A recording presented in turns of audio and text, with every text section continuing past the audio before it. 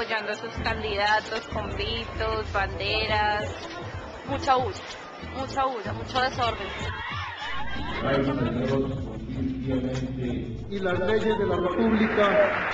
La Constitución establece claramente que uno de los derechos de un colombiano es elegir y ser elegido. Presidente de Colombia, sí juro. Ante Dios y ante el pueblo. Sí, juro. Cumplir fielmente la Constitución y las leyes de Colombia.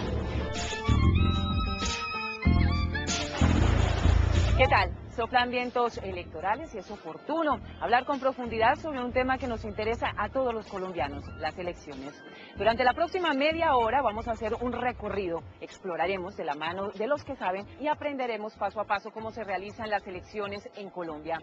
Ahora vamos a hablar sobre la memoria, porque los colombianos sin excepción, sin tener en cuenta las posturas políticas, guardamos un lugar muy especial para los recuerdos, para ese acontecimiento que es el día de las elecciones. Bienvenidos a Vote Libre Elecciones 2010, una mirada nítida y transparente al sistema electoral.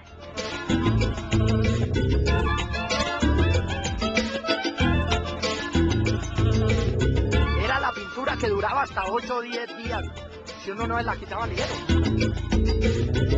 Era un día de matar un ternero o una ternera, la llanera que llaman. Entonces se madrugaba como madrugar para misa. Yo me acuerdo la votada para presidente de Galán. Me pusieron como una camisa roja abajo y encima la camiseta de Galán. Estamos hablando de por ahí del 58 o el 60, ¿sí? Estaba caliente todavía la época en el sentido del gatillo. Al lado de la casa de mi abuela estaba la sede de la UP. La UP le ponían bombas todas las elecciones. Me acuerdo de las elecciones de Alfonso López Michelsen contra Álvaro Gómez Hurtado. Son unas fiestas, era un carnaval, eso era como el carnaval de Barranquilla. Eso botaban harina, confetis. Para votar en Colombia hay que cumplir ciertos requisitos, como ser mayor de 18 años, tener cédula de ciudadanía y no pertenecer a las fuerzas militares. Esos requisitos tan amplios que parecieran ser permanentes no lo han sido, han ido cambiando con el paso de los años. Por ejemplo, si ustedes hubieran nacido en la primera mitad del siglo XIX, la cosa era completamente diferente, solamente podían votar los hombres mayores de 21 años, casados y que tenían propiedades a su nombre, lo que hacían de este derecho algo bastante excluyente y limitado. También vale recordar que se votaba de manera oral y en un acto público. Por ello, para hablar sobre la historia de las elecciones, qué mejor que hablar con un historiador, Jorge Orlando Melo. Colombia en 1851 decretó el voto universal de los varones. Todas las personas de más de 21 años, hombres, tenían el derecho a participar en las elecciones de los funcionarios colombianos, pero no duró mucho. Desde 1861 hasta 1936 volvió a haber restricciones en el voto. En 1910 se dio el voto universal para casi todas las elecciones. Esas restricciones se eliminaron totalmente en 1936. Desde el año 36 todos los ciudadanos votan para elegir presidentes, representantes, senadores, diputados, consejos.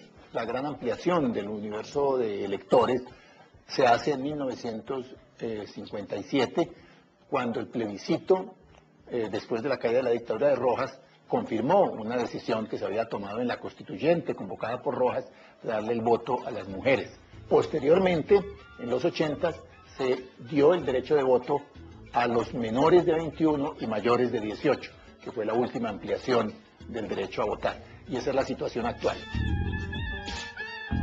La organización electoral fue creada en 1948 como una institución independiente de los partidos políticos, eso para garantizar la neutralidad y la transparencia en el proceso electoral.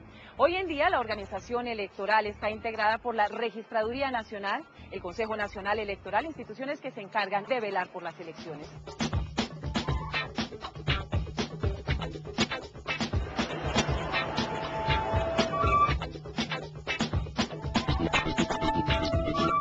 De la mañana, 28 minutos, con el presidente del Consejo Nacional Electoral, el magistrado Marco Emilio Incapié. El Consejo Nacional Electoral tiene la función legal de determinar el número de vallas y pasacalles que los partidos políticos pueden utilizar en las campañas electorales.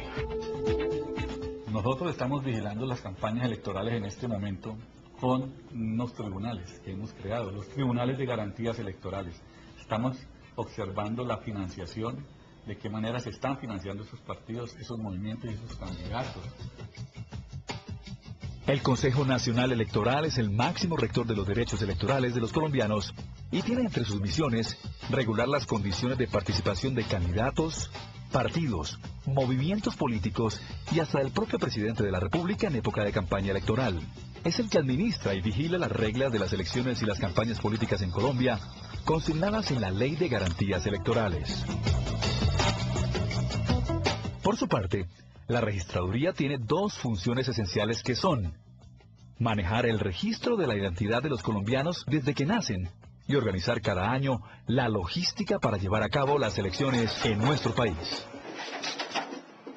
La garantía de la transparencia del elector está en que esté correctamente identificado, en que no haya electores inexistentes, electores muertos, y eso solo es posible si quien identifica hace las elecciones.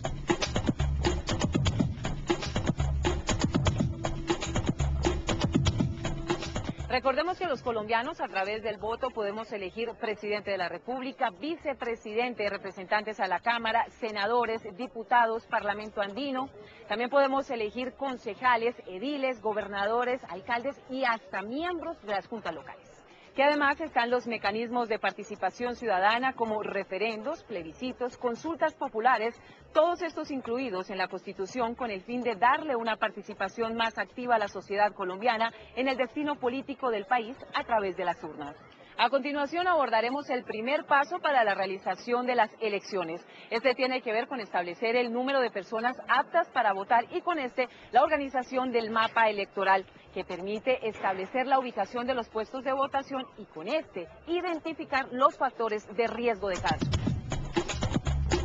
Bueno, básicamente el censo electoral lo que es una base de datos compuesta por todos los ciudadanos mayores de 18 años que han inscrito su cédula, que han expedido su documento por primera vez después de 1988 y pues básicamente lo que es la conformación de una masa de ciudadanos que pueden elegir y ser elegidos. Yo quiero preguntarle a la gente de la registraduría, a las dirigencias, que en estas elecciones que se presentan ahora, ¿cuántos muertos más van a votar? Bueno, el censo electoral sufre unas altas y unas bajas, es totalmente dinámico. ¿Por qué es dinámico? Porque todos los días fallece gente, los notarios y los registradores informan a la Registraduría Nacional y ellos deben ser excluidos del censo electoral. Así como los ciudadanos que ingresan a ser parte de la fuerza pública. La otra vez fui a votar y me dijeron que aparecía muerto, entonces quiero saber qué pasa en ese caso. Los errores, como que una persona aparezca fallecida estando viva, se puede corregir y es factible que suceda, sea porque se le dio de baja un homónimo o porque se cometió un error humano.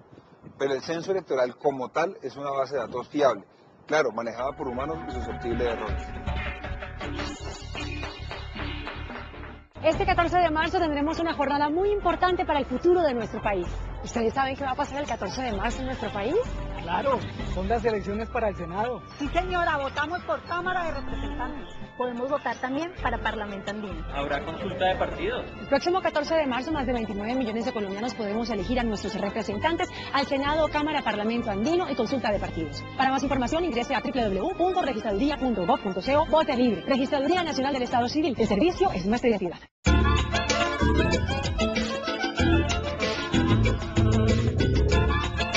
Luego de haber organizado el censo y el mapa electoral, vienen 3 etapas importantísimas. Elaboración del presupuesto, contratación para el kit electoral, selección y capacitación de los jurados.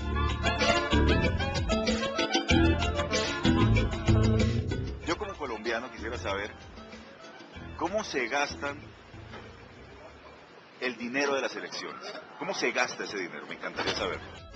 En las 2 elecciones previstas, Congreso, Presidente, más o menos suman 191 millones de pesos. La condición general o la obligación general es acercarle la mesa al ciudadano, Y esto implica sortear todas las dificultades topográficas, de orden público, todo lo que se presenta para poder arrimar una mesa a un sector donde haya población. El presupuesto asignado para el 2010 es de 235.000 millones de pesos. Uno diría que es suficiente dentro de una concepción del día de elecciones un poco tradicional, donde el papel es lo que predomina, donde no se identifica al ciudadano con las nuevas posibilidades técnicas que da la biometría, en cuyo caso el avance tecnológico de la registraduría es muy significativo. Se solicitaron los recursos para que, con base en las nuevas tecnologías, identificar prioritariamente de manera biométrica a los ciudadanos, que no haya suplantaciones, que no haya transhumancia, que no haya posibilidad de que se desfiguren de esa manera los resultados electorales. El presupuesto simplemente se limitó a suplir las necesidades básicas, a pesar de que se había presentado el mapa de riesgo, a pesar de que llevamos un año probando una serie de elementos que iban en beneficio del proceso, y simplemente lo que estamos haciendo es que repitiendo los ejercicios anteriores con los riesgos que eso demanda. Después de la adquisición de los materiales, el empaque y la custodia implica llevar en diferentes medios de transporte. Cuando hablamos de diferentes medios de transporte estamos hablando de camiones, camionetas, aviones, avionetas. La experiencia nos ha permitido llegar a todos los rincones de Colombia donde se puede instalar una mesa de votación. Hay dos formas de distribuir todo el material. Uno, con mucha anticipación, porque al entregar en el municipio, el registrador municipal hace el resto de la distribución hacia los corregimientos y las veredas, es decir, la parte rural del municipio. Y hay otro proceso que hace la compañía y hace la unión temporal que se le adjudicó este proceso, y es en los municipios zonificados, cuando estamos hablando de aproximadamente 162 municipios, los capitales de departamento y los municipios más grandes. Esa distribución se hace el día de las elecciones. El empaque, la caja, llamémosla así, que tiene en su interior los diferentes elementos que utilizan los diferentes actores para que los colombianos sufraguemos el día de las elecciones. Ahí es donde encontramos las tarjetas electorales, los formularios respectivos de ese momento, o sea, del día de las elecciones en la mesa.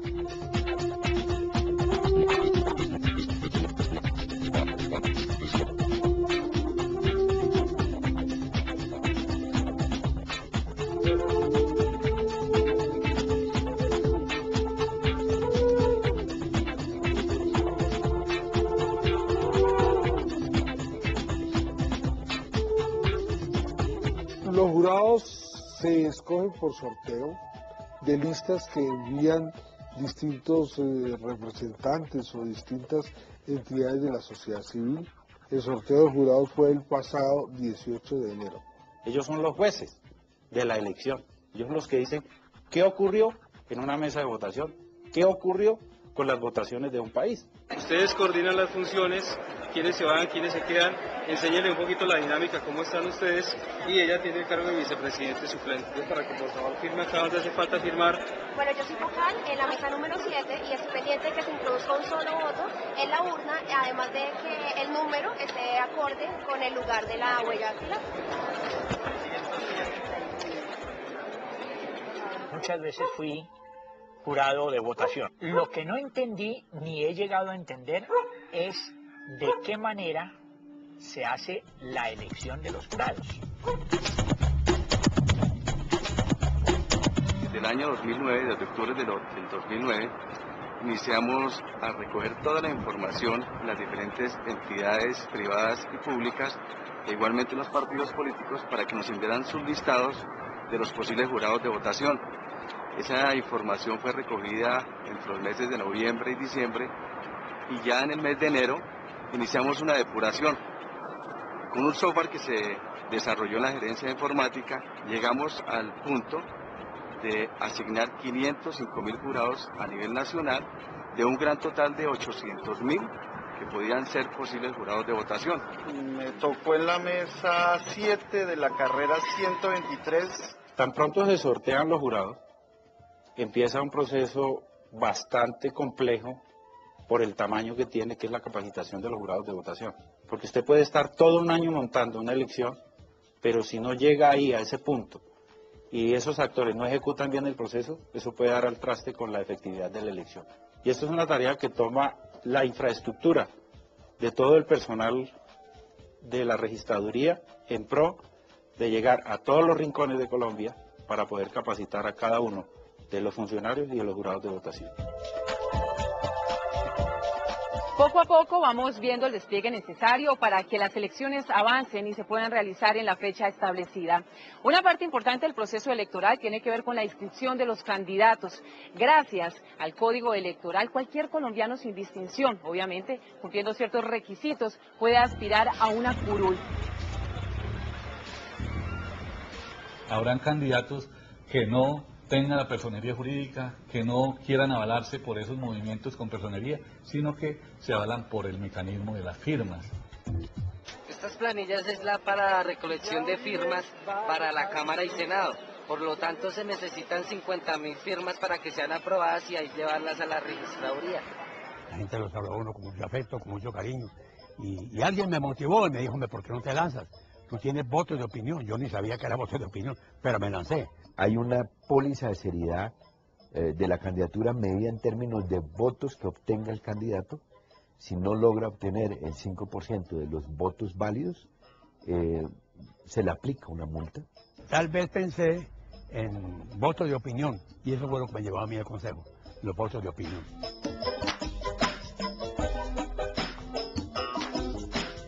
Los fantasmas del fraude electoral siempre rondan el proceso. Sin embargo, existen recursos que aumentan el porcentaje de transparencia y legitimidad, como la biometría y el voto electrónico. Efectivamente, en Colombia estos recursos se van a aplicar, pero de manera muy limitada.